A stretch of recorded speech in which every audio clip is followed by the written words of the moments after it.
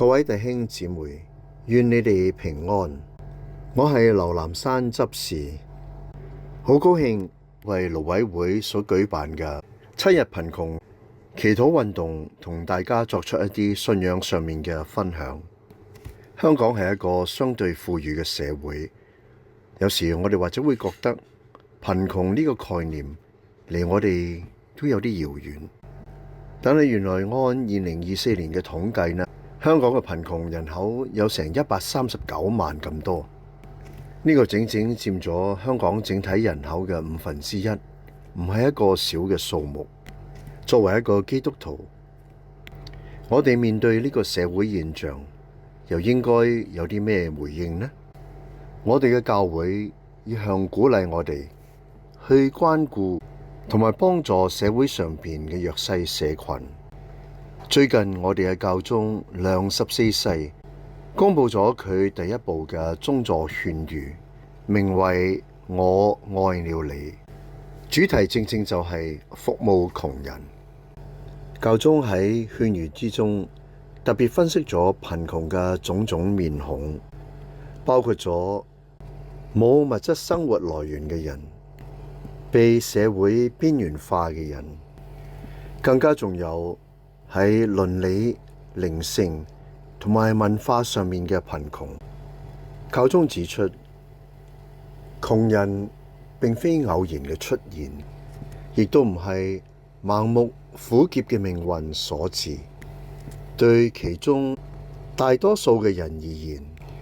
貧困更加並非自願嘅選擇。教宗特別呼籲，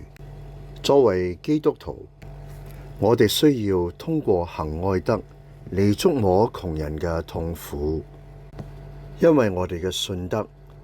同窮人之間存在不可分割嘅關係。但係我哋有時或者會覺得，我哋力量微薄，喺呢一方面又可以做出啲乜嘢貢獻呢？我諗起喺堂區服務嘅時候，有一個情景令我有好深刻嘅印象，就係喺每個月一個主日，當聖文先會做門捐嘅時候，我總會見到一啲嘅老人家，佢手上呢攞住一張紙幣，面額唔係太大，周圍去揾捧住奉獻箱嘅弟兄或者姊妹，因為佢哋有時會企喺唔同嘅位置。每一次我都深受感動，因為呢啲長者，我相信佢哋都唔係十分富裕，但係佢哋都好願意去付出，透過教會團體去幫助一啲有需要嘅人。其實喺天主面前，我哋每一個人都係靈性上面嘅窮人，因為我哋喺人性裏面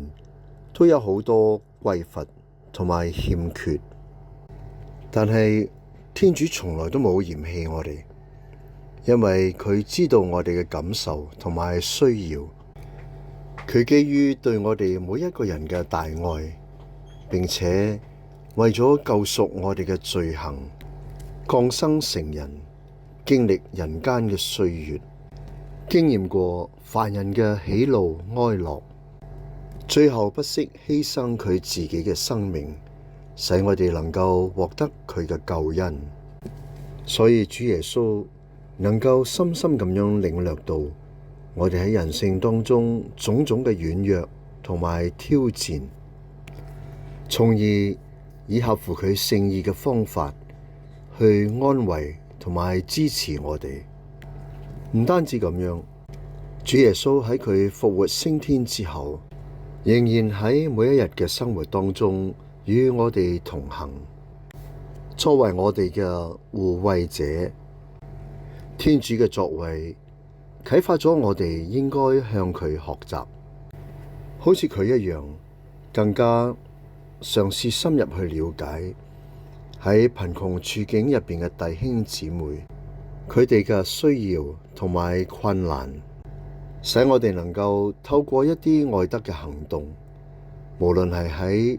物質或者係心靈方面，去給予呢啲弟兄姊妹關懷同埋支持，願意與佢哋同行，將天主給予我哋嘅嗰一份慈心分享出去。參與今次嘅祈禱運動十分有意義。我記得一位隱修院嘅神父曾經咁樣提醒我，佢話我哋無論每日做咗嘅愛德工作有幾多，有幾好，都應該喺晚上為我哋所服務嘅人同埋為我哋自己作出一個簡短嘅祈禱，將呢一切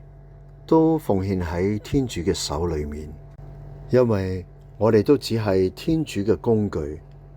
係佢一個謙卑嘅合作者。今年世界窮人日嘅主題係我主上主，你是我的期望。天主永遠都係我哋嘅終極盼望，而我哋每一個信徒都係佢呢一份超性希望嘅傳承者同埋傳遞者。各位弟兄姊妹，助貧係我哋作為一個信仰基督嘅人嘅責任。聖經箴言第28章裏邊咁樣話：樂施濟貧的，決不會匱乏；示弱無睹的，必飽受咒罵。所以就讓我哋都同心合力，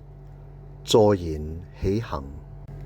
將禧年呢一份重振希望嘅氣息傳揚開去，讓天主正義仁慈嘅國度